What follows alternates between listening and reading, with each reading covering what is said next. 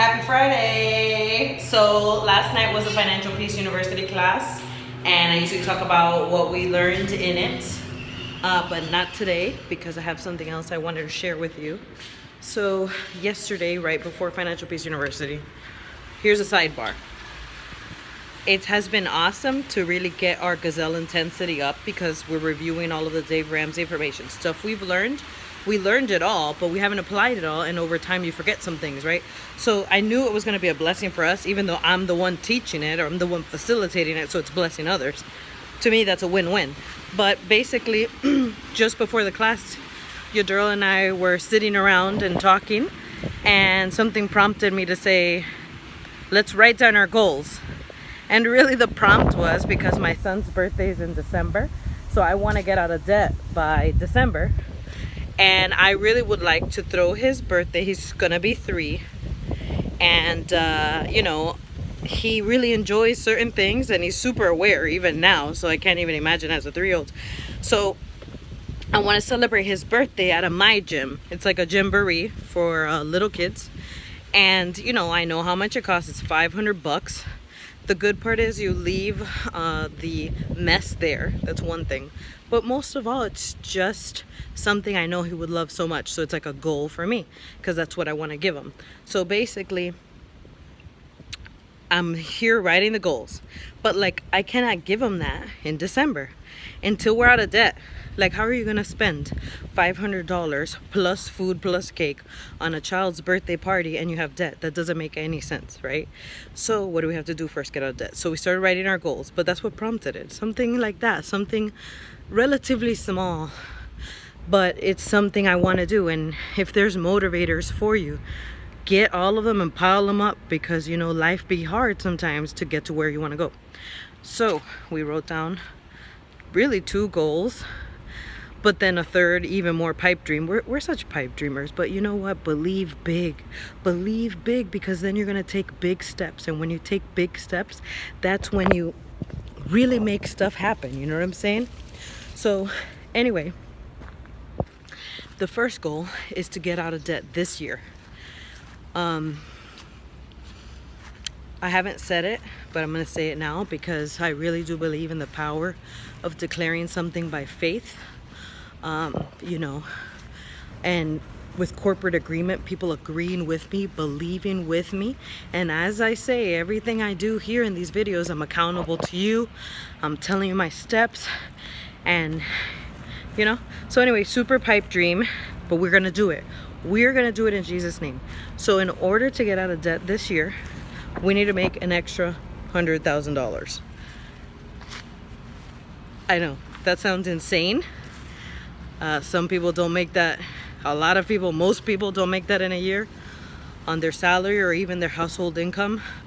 But I'm tired. I'm not gonna be on this really long path in debt before we could build our emergency fund, before we could buy a house. I mean, I'm not gonna be on a 10-year path with this thing. That's why I said it was a pipe dream, because realistically, we could get out of debt probably some point next year if we take longer. Some point, you know, midway in the year. It's still a stretch goal because we still have to produce more than we're producing now, but by the end of next year we could probably get out of debt. But like, I don't want to be any longer in these chains, any longer delayed of what God has for me, delayed of my literally being robbed of my future. Debt is being robbed of your future. I can't make a move until I get this taken care of. So that being said, I'm declaring right now that we will make an extra $100,000 this year and be out of debt this year, period. No longer slave to the lender, and never again, ever. So with that said, my second goal is my son's party. So there you go. If I'm out of debt by December, then I could pay the $500 for my son's gym party, right? Okay. Then the third goal, my husband said it, I'm telling you, we're huge pipe dreamers, is to do the emergency fund this year too. Why not? Shoot for the stars. If you don't get there, you won't come up with a handful of mud either. But these goals cannot be just they are pipe dreams in the sense that they're really big dreams and desires and like far from where you are at this very moment. But that doesn't mean they're not attainable, but you have to put in the action steps. So one is, as I was saying yesterday, with the whole calling leads and so forth, for the person I contracted with before, that could be probably an extra to 10 to 15,000 this year. Okay, based on our agreement, which right now is tentative, got to really define the numbers. Honestly, I'll probably ask for more, know what I mean? And then the stuff I'll be doing, which obviously you see these YouTube videos. Once I hit 1,000 subscribers, I'll be able to monetize it. I mean, God knows how much I'll be making at the beginning, a couple cents, but there's a potential for income with the YouTube videos. And then of course the real estate transactions, either through representing listings or buyers, but mostly, like I said, my desire is to find investment properties, people who can find a house that has issues, that cannot be financed if sold on to a normal buyer, that needs to be bought cash, can generally be purchased anywhere from 75 cents to 65 cents on the dollar. So therefore, if the house was updated, if the house was in good condition, you're talking about, let's say, if it's a $400,000 house, as in that's what it's worth on the market when it's updated to today's standards, you could pick it up for 300 grand, fix it up and sell it, and you get money, right? I'm not an investor. As Dave Ramsey says, do not buy properties to flip if you're broke. That's me. However, since I've worked in that world, I know investors, and anybody who brings these deals gets 20 to 30% without having any cash in the game, because the deal itself is gold. They're super hard to find. Okay, so let's say we pick up a house for 300 grand, we put 30 in it, and then we sell it for 400. That's 70 grand. 70 grand times 20 to 30%. I mean, that's a pretty payday, right? A couple of those this year, we're gonna hit our goal. So whatever, the point is, I just wanted to say it out loud. This is what we're going after. It's the end of April, so we're gonna have 8 months to make 100 grand. That's $12,500 a month. I don't know where I'm gonna find it all, but guess what? I'm gonna look for it everywhere I can. We're gonna look at every possible opportunity, every avenue. There's two things to get out of debt, right? It's offense and defense.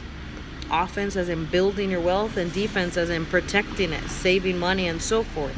Your buying habits, right? So this is what I'm saying right now. This is our offense. This is we want to increase our money exponentially so that we could get out of this once and for all and move on.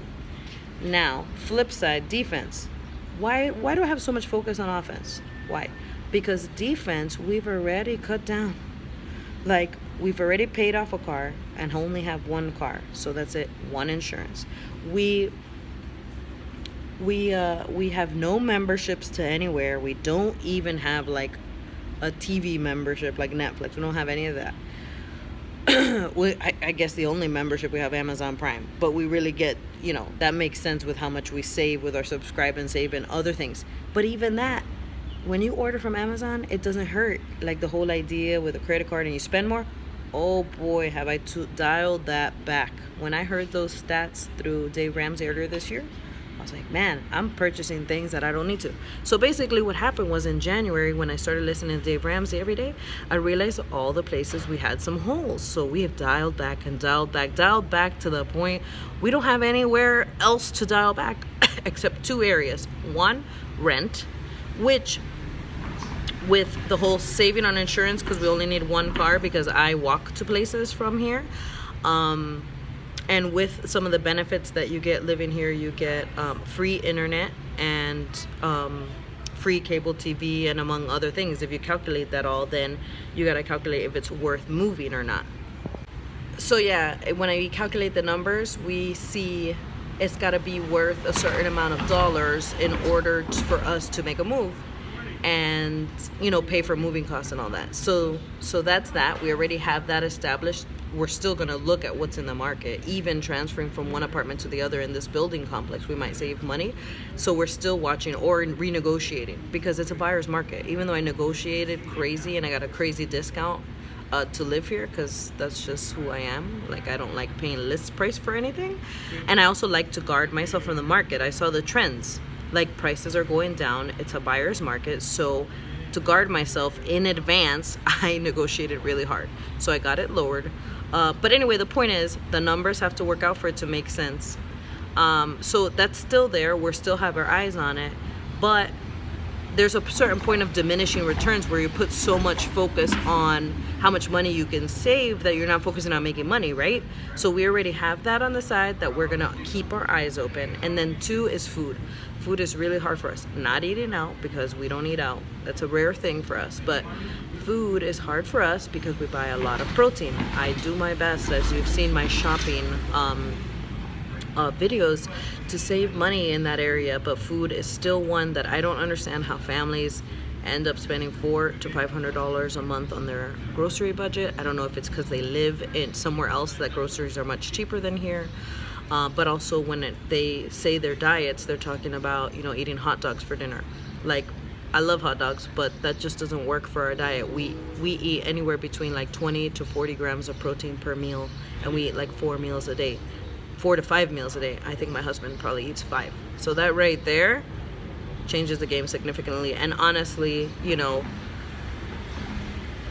we don't change our diet in the sense of reducing the protein and other things, because part of it is my husband, for example, goes to the gym every morning, kills the workout. That gives him the energy for the day, and then the right food is the right fuel to be productive.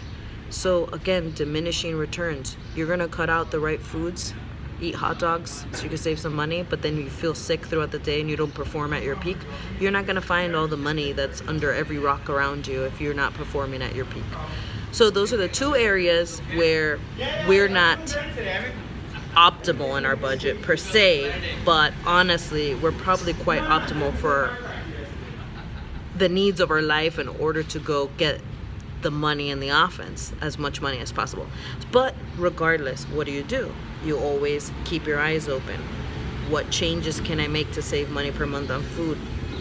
What other apartments are there around to either renegotiate our lease or to move, and it makes sense financially, where we're actually saving, you know, enough money that that the move makes sense and so forth, right? So we're gonna do the numbers. But again, we're putting our hyper focus not on the savings. We've already literally cut out every single thing possible. Except these 2 areas that aren't the lowest they could be per se. That's why I'm saying what I'm saying. But so what we're doing is taking this hyper focus and putting it into offense. Building wealth, finding money. Offense, building wealth, finding money. And I gotta tell you, when you set your eyes on something, you will find it. When you set your eyes on something, you will find it. So this is why I'm making the declaration, 100 extra grand this year. I don't want to be in debt anymore. I don't want to be in chains anymore. I want to be free. So I want to do it. It's a pipe dream. It's a BHAG. It's a big, hairy, audacious goal. But I'm going after it with everything I got, because it's about my future and my family's future, my kids' future. It's about saving for their college. Like, I'm in debt. I can't save for the college. There's so much I can't do. I can't save for retirement. So guess what? This has to come first. We're attacking it with every ounce of sweat that we have. Every ounce of sweat equity that we have to go after this, and being creative. So I'm declaring it. I'm saying it. We got 8 months. And you know what? It's possible. People make money.